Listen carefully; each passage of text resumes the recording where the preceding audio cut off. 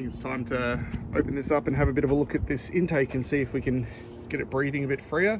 I might pull this off. I did that when I had my E90. I took this off and the intake, and it had a bit more induction noise and it felt a bit more responsive. So grab some Torx bits and pull this off.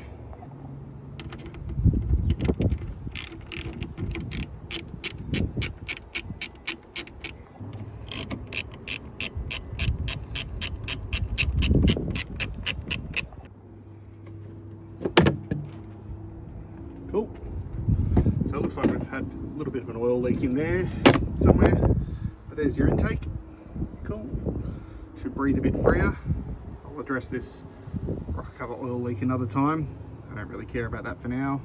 It's a thrash car, but time to fire it up, see if we get some intake noise. All right, give it a bit of a rev, 10 max.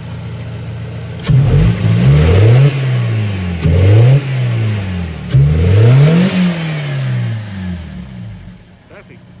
Gives you a bit more intake noise. I'll have to see how it runs. Okay, so first test with the airbox lid taken off.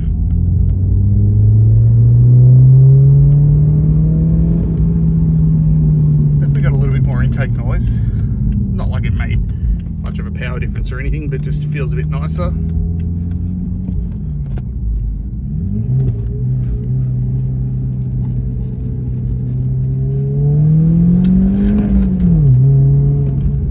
Actually feels pretty good. Now with the windows open,